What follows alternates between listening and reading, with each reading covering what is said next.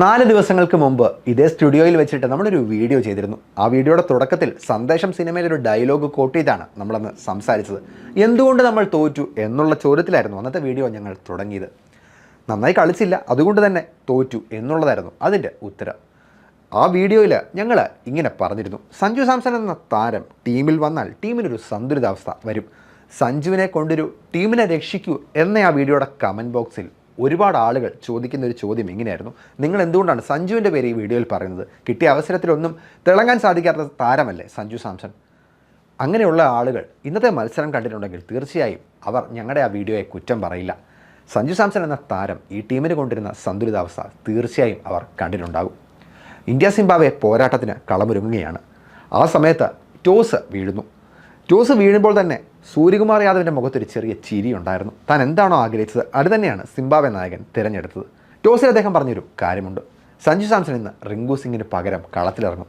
ആ സമയത്ത് ചെപ്പോക്ക് സ്റ്റേഡിയം യഥാർത്ഥത്തിൽ പൊട്ടിത്തെറിക്കുന്ന ആഘോഷ മൂഡിലായിരുന്നു. സൂര്യകുമാർ യാദവിൻ്റെ മുഖത്തും ആ സമയത്തൊരു ചിരി ഉണ്ടായിരുന്നു. സഞ്ജു സാംസൺ അഭിഷേക് ശർമ്മ കൂട്ടുകെട്ട് ഇറങ്ങുന്നു. അഭിഷേക് ശർമ്മയുടെ കാര്യമൊന്ന് ആലോചിച്ച് നോക്കുക. ഈ ടൂർണമെൻറ്റിൽ ഇതുവരെ അദ്ദേഹത്തിന് നന്നായി പെർഫോം ചെയ്യാൻ സാധിച്ചിട്ടില്ല. അതുമാത്രമല്ല ഇന്ത്യയുടെ ഓപ്പണിംഗ് കൂട്ടുകെട്ട് ഇതുവരെ ഫിറ്റായിട്ടില്ല. ആ സമയത്താണ് അഭിഷേകിനൊപ്പം സഞ്ജു ഇറങ്ങുന്നത്. സഞ്ജു തന്നെയാണ് ബോൾ ഫേസ് ചെയ്യാൻ തുടങ്ങുന്നത്. സഞ്ജു സാംസൺ എന്ന താരം ടീമിന് എത്രത്തോളം പ്രധാനപ്പെട്ട ഒരു താരമാണ് എന്നുള്ളത് അവിടെ തുടങ്ങുകയാണ്.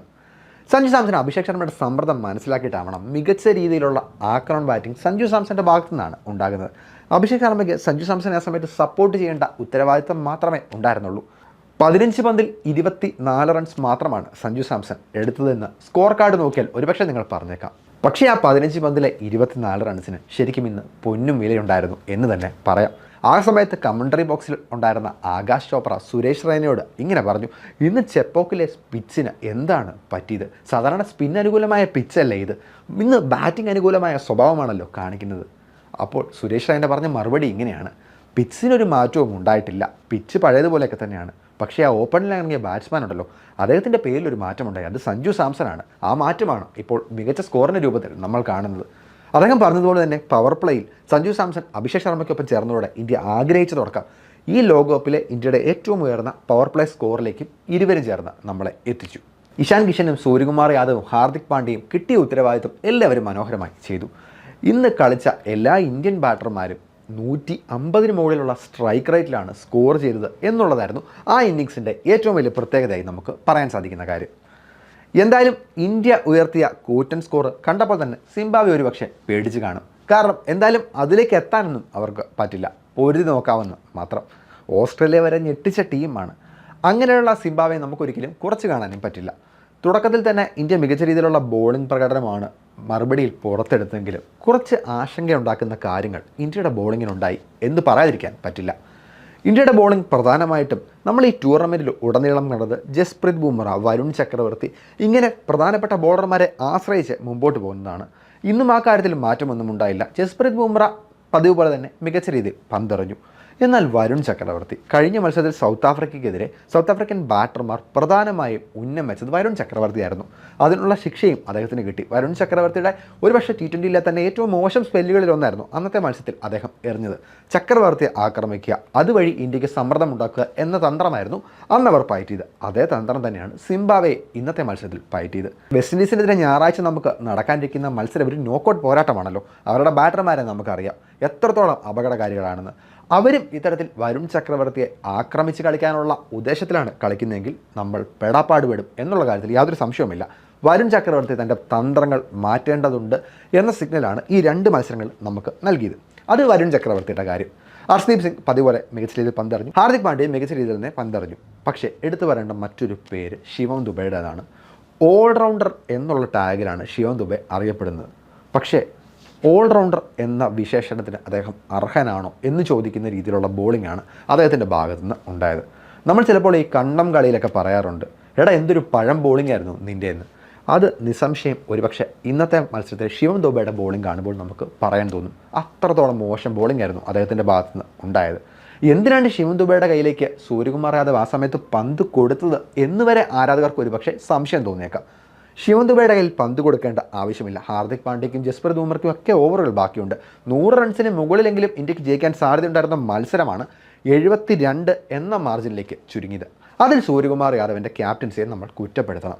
കാരണം വെസ്റ്റ് ഇൻഡീസിനെതിരെ ഒരു വലിയ പോരാട്ടമാണ് വരാനിരിക്കുന്നത്. സൂര്യകുമാർ യാദവ് ചൂയിങ്ങൊക്കെ ചവച്ച് വളരെ കൂളായിട്ട് ഫീൽഡിൽ നിൽക്കുമ്പോൾ എതിരാളികൾ മത്സരം തട്ടിയെടുക്കുന്നത് നമ്മൾ അറിയുക പോലുമില്ലാത്ത വേഗത്തിലാണ്. ഇന്ന് ഒത്തിരി റൺസ് നമുക്ക് ഉണ്ടായിരുന്നത് കൊണ്ട് തന്നെ സിംബാബ്വെയുടെ ബാറ്റിംഗ് കാണുമ്പോൾ നമ്മളൊക്കെ ഒരു റിലാക്സേഷൻ മൂഡിലായിരുന്നു. പക്ഷേ അടുത്തത് വരാനിരിക്കുന്നത് വലിയൊരു എതിരാളിയാണ്. ഈ ലോകകപ്പിലെ ഏറ്റവും മികച്ച ടീമുകളിൽ ഒന്നാണ്. ഇന്ന് സൗത്ത് ആഫ്രിക്കയ്ക്കെതിരെ പോലും ഒരു വലിയ തകർച്ചയിൽ നിന്ന് അവർ പൊരുതി ഒരു വലിയ സ്കോറിലേക്ക് എത്തിയ ടീമാണ്. ഒരിക്കലും അവരെ നമുക്ക് വില കുറച്ച് കാണാൻ സാധിക്കുകയില്ല. അങ്ങനെയുള്ള വെസ്റ്റ് ഇൻഡീസിനെതിരെ സൂര്യകുമാർ യാദവിൻ്റെ ഈ മോശം ക്യാപ്റ്റൻസി അത് നമുക്ക് ഒരിക്കലും അംഗീകരിക്കാൻ സാധിക്കുകയില്ല. സൂര്യകുമാർ യാദവ് തൻ്റെ തന്ത്രങ്ങൾ മാറ്റേണ്ടിയിരിക്കുന്നു എന്ന് തന്നെയാണ് ഇന്നത്തെ സിംബാബ്വെയുടെ ബാറ്റിംഗ് കാണുമ്പോൾ നമുക്ക് തോന്നുന്ന പ്രധാനപ്പെട്ട കാര്യം. എന്തായാലും ഇന്ന് എടുത്തു പറയേണ്ട മറ്റൊരു പേര്, നമ്മൾ കൈയടിച്ചു കൊടുക്കേണ്ട മറ്റൊരു പേരാണ് സിംബാബ്വെയുടെ ബ്രയൻ ബെനറ്റ് എന്ന താരം. ഈ പരമ്പരയിലുടനീളം മികച്ച പ്രകടനം കാഴ്ചവെച്ച ബ്രയൻ ഇന്നത്തെ സിംബാബ്വെയുടെ ബാറ്റിംഗ് നിരയിൽ ശരിക്കും ഒരു വേറിട്ട മുഖം തന്നെയായിരുന്നു. തുടക്കം മുതൽ എന്താണോ ടീമിന് വേണ്ടത് ആ രീതിയിലുള്ള പ്രകടനമാണ് ബ്രയൻ്റെ ഭാഗത്തു നിന്ന് ഉണ്ടായത്. പാവത്തിന് സപ്പോർട്ട് കൊടുക്കാൻ ആരും ഉണ്ടായില്ല എന്ന് മാത്രമായിരുന്നു സിംബാബ്വെക്ക് പറ്റിയ ഏക അബദ്ധം. എന്തായാലും 72 റൺസിൻ്റെ വിജയത്തോടെ ഇന്ത്യ ഞായറാഴ്ച നടക്കുന്ന പോരാട്ടത്തിന് ഒരുങ്ങുകയാണ്. ഒരു നോക്കൗട്ട് പോരാട്ടമാണ്. തോറ്റാൽ നേരെ പുറത്തേക്ക് പോകാം, ജയിച്ചാൽ സെമിയിലേക്ക് കയറാം. വെസ്റ്റ് ഇൻഡീസ് മുൻകാലങ്ങളിൽ നമുക്ക് ബുദ്ധിമുട്ടുണ്ടാക്കിയ ടീമാണ്, പ്രത്യേകിച്ച് T20 ഫോർമാറ്റിൽ. എന്തായാലും സമീപകാലത്ത് നമ്മുടെ റെക്കോർഡുകൾ അവർക്കെതിരെ ഭേദപ്പെട്ടതുമാണ്. ലോകകപ്പിലേക്ക് വരികയാണ്. അത്തരത്തിലുള്ള ഒരു മത്സരം നടക്കുമ്പോൾ വെസ്റ്റ് ഇൻഡീസ് എത്രത്തോളം അപകടകാരിയാണ് എന്നുള്ളത് ഇന്ത്യ മുമ്പ് അനുഭവിച്ചതുമാണല്ലോ. ഞായറാഴ്ചത്തെ മത്സരത്തിൽ ഇന്ത്യ സർവ്വശക്തിയും എടുത്ത് പോരാടേണ്ട ആവശ്യം വളരെ പ്രസക്തമാണ്. ഇന്ത്യക്കതിന് സാധിക്കട്ടെ. എന്തായാലും ഒരു കാര്യം പറഞ്ഞുകൊണ്ട് ഈ വീഡിയോ അവസാനിപ്പിക്കുകയാണ്. സഞ്ജു സാംസൺ എന്ന താരം വന്നതോടെ ഈ ടീമിന് ഇപ്പോൾ സെറ്റായൊരു 11 കിട്ടിയിരിക്കുകയാണ്. ഞായറാഴ്ച അനാവശ്യ പരീക്ഷണങ്ങൾക്ക് മുതിരാതെ ഇതേ 11 തന്നെ തുടരുകയും സഞ്ജു സാംസൺ എന്ന താരം നൽകുന്ന മികച്ച തുടക്കം മുതലെടുക്കാൻ മധ്യനിരയ്ക്കും അതിനുശേഷം ഫിനിഷർമാർക്കും സാധിച്ചാൽ വെസ്റ്റ് ഇൻഡീസ് എന്ന ബാലികേറാ മലയും നമുക്ക് മറികടക്കാം. അക്കാര്യത്തിൽ യാതൊരു സംശയവുമില്ല. എന്തായാലും ഞായറാഴ്ച ഇന്ത്യയുടെ വിജയം ആഘോഷിക്കുന്ന മറ്റൊരു വീഡിയോയുമായി നമുക്ക് കാണാമെന്ന് പ്രതീക്ഷയോടെ നിർത്തട്ടെ. നന്ദി, നമസ്കാരം.